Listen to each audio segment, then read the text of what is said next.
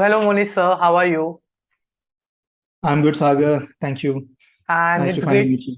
it's great to have you on podcast finally after so many days. And I remember I have posted a post, and I'll tell you it has currently 21,000 likes. So it is the highest likes I have got on my page still till now. It's one of the best posts I have done. So I'm glad I found that, and I posted it on my Instagram. And here I am talking with you. Thank you so much. That's really good to hear. So we'll ask you questions about your practice, make you feel nostalgic by asking you about college memories also. So I'll throw the first question to you. I would like to know why sustainable practice is important in India. So I would say that, like, honestly, when I was in college, my whole idea of sustainability was very different. I mean, we always see, I personally have always been wanting to be an explorer rather, like, research or trying to explore new things, new forms, new understanding of new experiences rather. So my always focus has been on what is the experience that we as architects can generate. So I think that's the time when we started even looking at all these modern technology and what how forms and these things are evolving particularly. And that has been personally my inclination when I was in college, not sustainability. But then once we got into the practice of understanding, especially with respect to, like, when you get hands-on in site and everything, and when you actually go to uh, there are a lot of influences that you see, whether it is the material, the practice, when you go to site, I mean, how you see and how you realize, because obviously the aspiration is really high. You want to be like, one of the best, follow one of the best in the world. Like there's Santiago. For me, my best was Calatrava, Santiago Calatrava. Wanted to Yes. see how can we do such kind of replicate that kind of work in India. But then when you actually go hit the ground, you realize that okay, the reality is very different. It's not all that dreamy that you see on in the books. That time it was not all social media and Instagram. It was more about books. Like in library, you see the books, Yes. and then you realize that it's not that what you see. Like it's you have to still struggle to convince a client to make a wall straight, Yes. and that's where we are. So yeah, I mean, so that's how my personal journey has started, about trying to see if we can start introducing the new things in small art installations or spaces, and then yeah, slowly following the practice. And then sustainability particularly is for me, I don't want to call it as a separate practice or an ideology. I think it's a way that we build with everything that's around us. Like it's very simple. I mean, if you I mean we don't I don't think we should make it a big buzz about it, like the way it is right now. It's very straightforward, because what I mean, if you start using everything around us, keeping it environmentally conscious to the both to the locality and to the climate. Most importantly, buildings should start actually responding to the weather and everything around it. That's it. I think these are the basics. We don't even want to make it like, ki, by it's something like really crazy that we guys are doing by making it sustainable. I would say that that's a basic here. I mean, Yes. one should start thinking about, right? Yeah. So as you're talking about practice, I would like to know the journey about Ant Studio and also about CoolAnt. So, and studio, like I said, it's actually an evaluation of my thought for my, you can say, for a thesis, which I never did, but for a thesis topic in my master's. So I started by this question that, what if it was on robotics. So I was thinking, what if in the future there are robots that are actually sculpting the landscapes and making spaces like ants do, like carving out everything around us to build this beautiful, sculpted landscapes. So what will be the future be, so that I mean, that's, I think personally, if you look at how we as a civilization have started, we started with caves, right? And then slowly we started, like, our aspirations started growing, we started moving, then we wanted to cultivate agriculture, then again residences with agriculture, and I mean, it's an evolutionary process, but then we started with caves. So the whole idea is, in the future, what if with the machines and everything that we're talking about, we take the machines to the ground and make everything there without actually bringing materials and tools from anywhere in the world, like ant Correct. hills. So my idea was that, so I came up with this cartoon thing of a hybrid of a robot and an ant. That was the title of my thesis. Great. But I would say, fortunately, that never happened for many reasons, and the thesis was did not go through. Then it became like, I don't care about it anymore. I want to make my practice like this. Let's Okay. try with this, the whole thing. If not thesis, I mean, we can do it in real. So that's how the ant came up, and with this thing of art, nature, and technology, wherein the whole spaces can be very artistic, and we as a studio are very huge what do you say enthusiasts about technology, but then keeping nature as a central element on in all our work. So that's how we decoded the ant rather. I can see the technology part definitely, and obviously a nature part also. Technology, talking about AI, I think you talked about that when you were doing your thesis. You thought about the technology, and yes, we are in the age now that technology is taking over some part of being a designer itself. So AI is doing its best right now. So I would like to also know about your funny college memories. So I'm digging into some previous nostalgic memories of your college. So yeah, I mean, especially with respect to this, the thesis and the talk we are having right now, I ended up doing my bachelor's thesis on using a Rubik's cube. Like, what if in the future? So in a Rubik's cube, you know that there are this billion possibilities of how you can configure it, spaces. So I imagine that each of these cubelets, what if they become like spaces, and by according to the day and which place we are in, and the whole building can reconfigure so that you have a building that's absolutely kinetic. And that's what I ended up doing. But then the finally I mean, I would say that the for me, when I look back, the funny memory is that I made a kinetic model for the thesis, Uh-huh. and it was working just before the jury. Oh. There were these all these motors and everything that were there, and it was very the whole model was very heavy.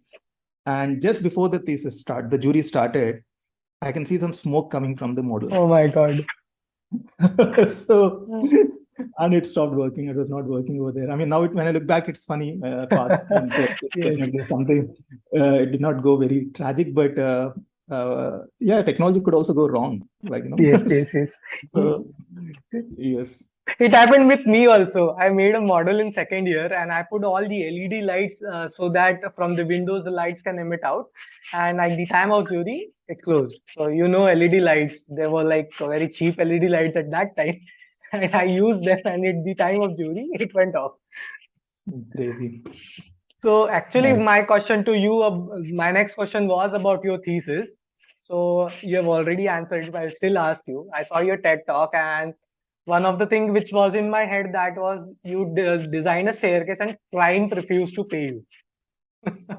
And you also started with your thesis about Rubik cube. So if you can throw some light on both the events, both the parts. So, like I said, I mean, whenever um I mean, thesis, like I already told you, that it's a Yes. memory that we all want to take out. And when I first proposed this thesis to the jury, I mean, not to the jury, to the faculty, and we really had a struggle. I think I can talk the next 40 minutes about how it went. But in just there are 50% of the faculty who refuse to accept that it's a thesis. Imagine in an architecture school, you want to do a Rubik's cube and say that this is you want to put the spaces inside that. They thought I'm joking at first, and but then when I realized that I'm not joking, so actually I'm serious about it, I'm going to spend my whole thesis. I actually got some kind of soft threats in between. If you continue to do this, you're not going to pass. You're going to continue the semester. But luckily, I think some faculty saw the seriousness around it, and something I'm trying to do, and they supported me, saying, okay, ultimately this guy, it's him who wants to carry forward the way he wants to do it, Mhm. and let him have that flexibility to do it. But in the end, it's up to the jury whether like it's the same thing is going to happen, and you might actually, like, how you deal with it. You have whole semester to work towards that, and you might actually work, you pass or fail. It's a risk you want to take it, but they allowed me to do it. And the same thing happened in the jury also. We have two jury. I don't want to take the names, but two amazing jury came up, and one jury, like from what I heard, he loved it, and I think I got really well.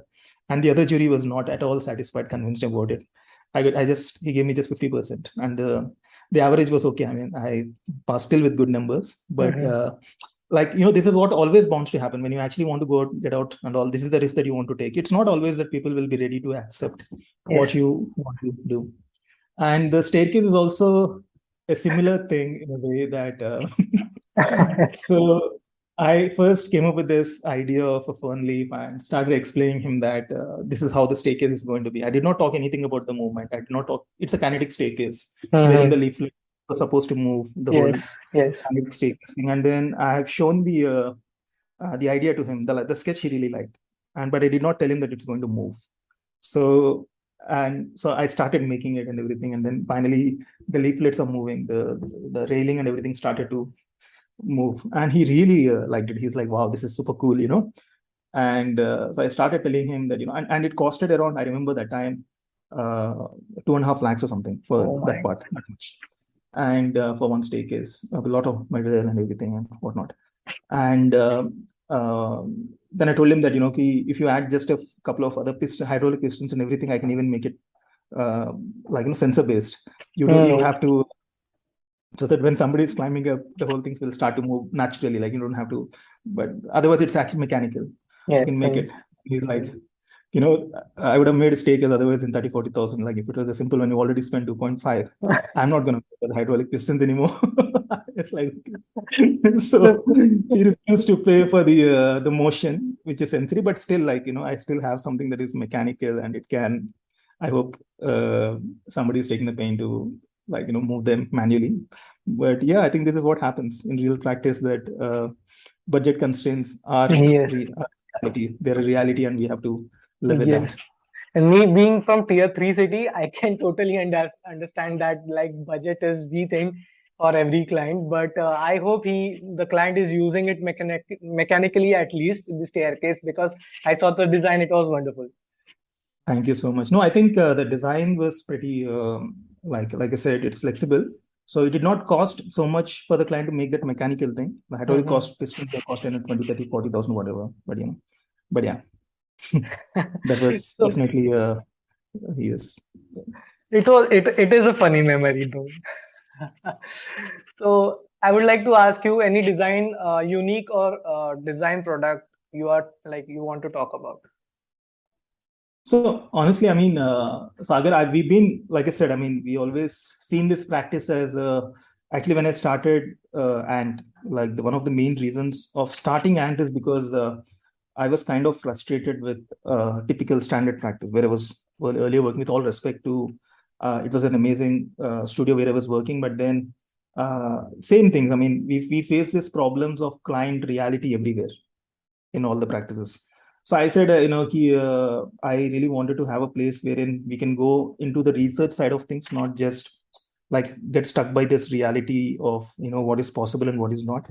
So like wanting to see we can play with materials, we can play with technology, and you know, and we still. So I mean, that's the way we see it now. Even now, I think we are a hardcore research practice. So apart from, I mean, the CoolAnt thing, which is we are working on building envelopes and trying to make them performative building envelopes, something that has been our main core, one of the core research group, I mean, focuses right now. But other than that, we also try and see how we can use technology and other materials and explorations and everything in, like, I think almost all the projects, there are this little bit of, trying to get out of our own comfort zone. Like, how do we, otherwise, how do we push the boundaries? I mean, of ourselves, how do you get out of, so that is something that we have been doing in bits and pieces with, and we're really happy that now a lot of clients who come to us are come with the mindset that they know what to get. In the beginning, it was really difficult. We have to Yes. really camouflage it, like I said, in the staircase. We don't have to tell everything, and then we, like, you know, make the tricks. But now I think they know what we expect out of Yes. Yes.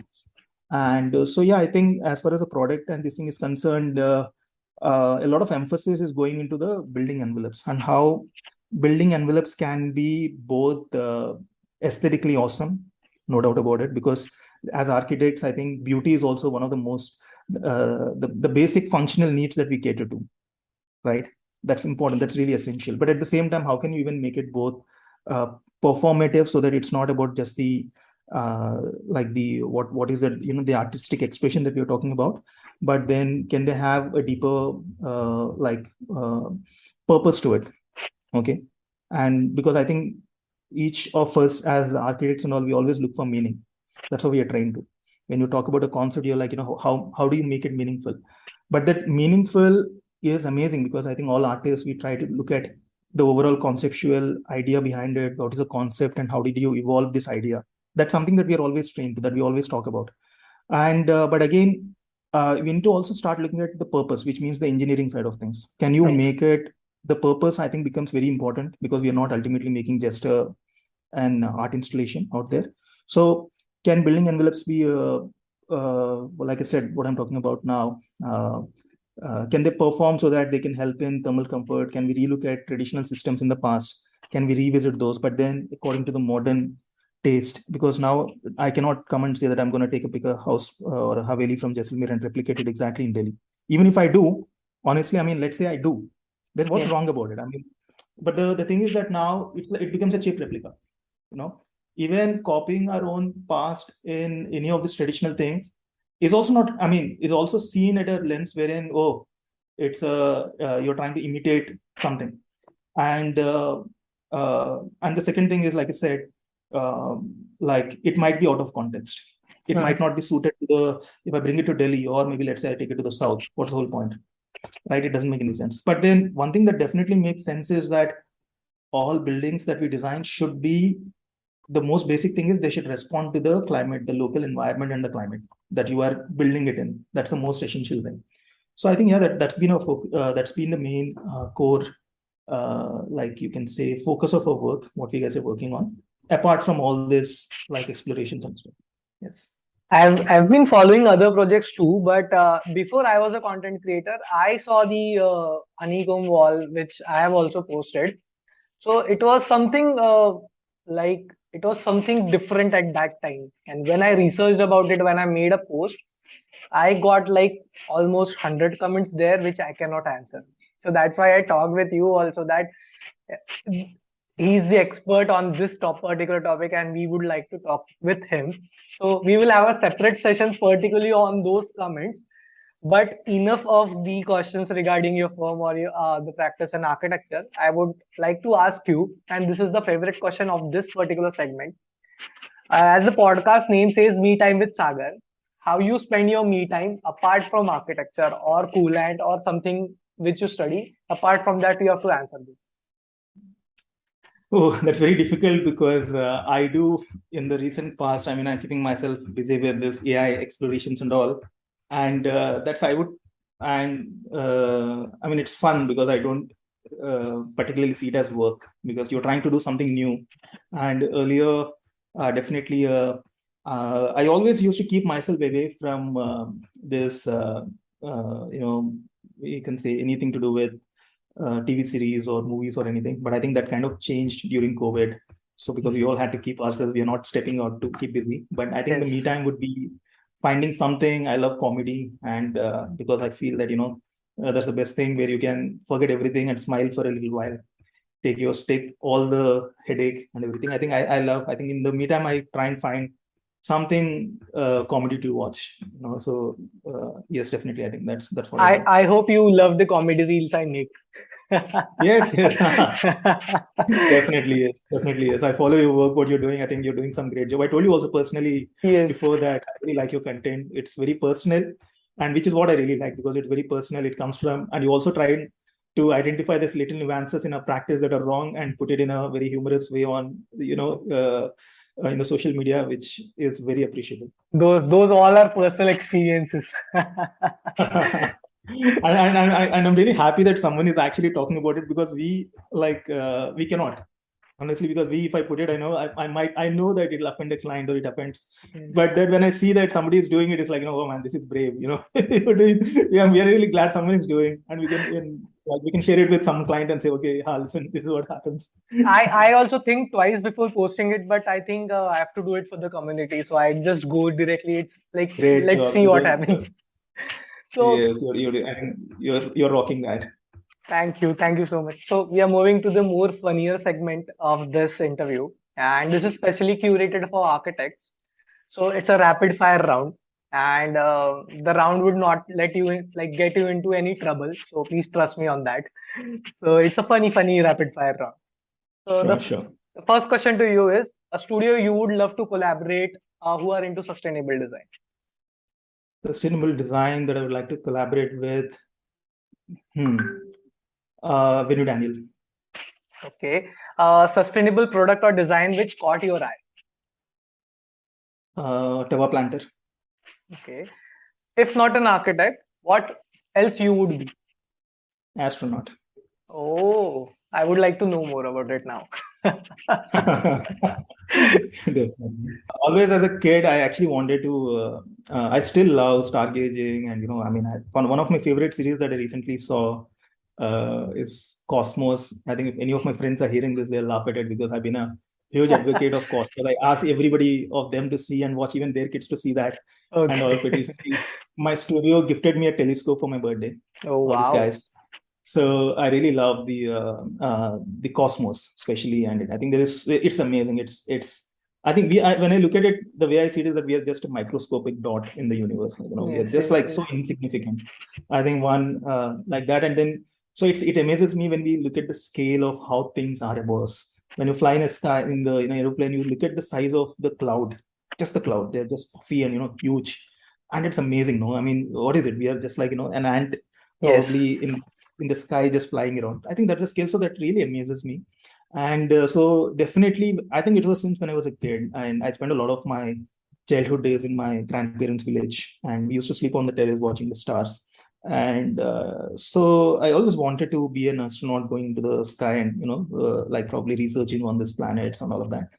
But unfortunately, when I graduated, I did not come across good universities, at least not that I were aware of back then. So there was a limitation, both knowledge-wise and all of that. So and architecture became like the second, but I'm still very happy about it. So yes, But now astronaut. when AI is in place, are you designing something with AI on Mars? If you look at my initial post that I have done, it was about flying in the sky, all of these like buildings in the, yeah, I have already done that. Like my first few explorations were actually with like flying houses or in the clouds. What if clouds became like a house? So the whole house in the cloud actually making a habitat. So cloud, it's like sculpting the landscape. What if you're sculpting the clouds to make a habitat inside that? So I tried those explorations naturally. I think the first few were actually that. So yeah, I mean, definitely Mars is uh, doable now with AI. So now, So so now I know the backstory. I can just go and check and again connect with those images properly. yes, you can see where So, the thoughts are coming from. so a funny question for you. Aside with the missing contractor and or an all-nighter at the studio correcting the drawings, which is more terrifying for you? More terrifying is actually like we were talking about the clients earlier, collecting the payments, man, not not the drawing. So I don't think it's the drawings because see, a lot of work that we guys do, and while I think we are very obsessed about good drawings. Yes. So all us today, I think in the beginning we have this 2 weeks kind of initial orientation session with anybody that joins to focus on good drawings. But then beyond that, it's like we're happy with what outcomes and all. And I'm sure no matter how perfect you are, even I make mistakes. Everybody makes mistakes. So like sometimes when I look at a drawing, my priorities of looking at a drawing are different. Even when I'm actually in the seat of checking the drawings. So Mhm. sometimes I can overlook at it. So if somebody is drawing, I'm sure they'll make some mistakes. So I think we are pretty much open to that, but at the same time, not to repeat the mistakes. That's what I tell all my teammates that, okay, it's okay to make mistakes, but don't repeat them. Yes. So then it becomes a habit. And we all go to sites and get a lot of things done. And sometimes like, we actually I insist on this thing that, whether you're making a drawing or making done on site, it's you who are making it. So don't fall in love with the drawing that you created, that you think that it cannot change when you go to the site. You have 100% flexibility to change anything. But as long as you come back and make the drawing according to that. Because we all need to have a documentation to submit later to refer to. So I say it's okay to change because you are in control of the drawing. So drawings and these things are okay. That's not a big deal. We go and then you enjoy the site, make it as per you see something in scale. When I realize that when I actually at site, you feel like, oh, this becomes super cool when you make a curve or whatever we are building in a different manner. I say go for it. Like Yeah. follow your heart and make it. But then I made this mistake in the beginning of my career. Like I remember that, I have done for one project, I really wanted to get hands-on and then do everything on site. So even electricals and everything I marked on the shuttering. I stood on the shuttering and marked every electrical point and everything. Okay. I loved that experience. I was so happy about it. I started bragging about it to my friends. All amazing. Good. Then I came back after a few months. Then client told me that, I want to know where the pipes are going inside the, give me the drawings. Hand over the drawings to me. I want to have the this thing. That's when it struck me. I did not tell them that I don't have a drawing, because I said I marked everything. But they were like, no, if you want to change something in the future, Hmm. what will you do? Right. And then, as expected, bad things happen to good architects. So, so one guy went in the toilet and he put a drill in that bloody pipe, in the Oh. plumbing pipe or something, and it started leaking. I mean, some pipe, and then it started, because these guys do it. So that's what the learning tells you, that while as adventurous as everything that you can be, which you are supposed to be, which is good. But that's what I teach my kids, that I mean, now whoever is coming in, do whatever, but make a drawing, come back and make it, so that you know that there is a pipe going inside. That's what is more important. So yes, so this is what happened. So these are Definitely the, the yeah, but I wouldn't say these are definitely skills. yes. So sorry. Definitely the payment part is terrifying. That getting payment from clients on time, it's a terrifying thing, and yeah, we all are facing it. Yes. I think the whole community faces that. Yes. So So, next question to you is a place or city you would love to design a building. uh, can you repeat the question again, Abe? A place, be it imaginary or something, or a city you would like to design a building. Oh, design a building. Always something like where is nature around. So maybe in the hills, and when already things are really beautiful and crazy going on. So I think I would love to design in the hills, and we have some projects over there, but always away from this like crazy cities and all of it. Yes, or on a beach with a hill. That's, I think, like Barcelona or something. Barcelona, I would love to design, because Please, it has both the sea and the hills. please Yes. invite me also. It's Gaudi's city, man. I mean, can you imagine what Yes, he must have experienced, Barcelona? So I think definitely in Barcelona. Yeah, I think yes, I'll go with Barcelona. Yes. yes. Yes. Okay. So the last question and the most difficult one: items you cannot live without. I cannot live with it. I think recently, mobile phone, we're all now stuck to it. It become almost like an obsession now. You cannot live without it, and it's really bad. It's really bad. I'm not happy about it, but like this anxiety around, is someone texting, or whenever, like, you're missing out on something and stuff like Yes, that. yes, yes. However we try to keep it away, I think that's definitely one thing. And but the second on the list would be a pencil and paper. Oh wow. Yes.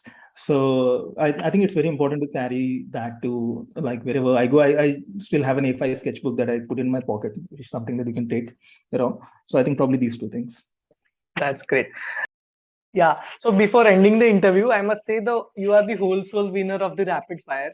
And as you know, we are seeing rapid fire rounds where we give, like, a host gives some gifts to the interviewer side. So here it is ulta. You have to give us a gift. Okay. So the gift is you have to see towards the camera and tell them to follow f.y.i YouTube channel and follow us on Instagram also. Guys, it is not a gift. I would do it anyways. I think you should all follow FI channel. It's amazing. Sagar is doing some great stuff and bringing out the best of, like, our journey. Actually, he's collecting it such amazing way. And you should all give it a like, follow, and share the work that he's doing. And also the Instagram part. Yes. And do follow him on Instagram. Thank you. Thank you so much.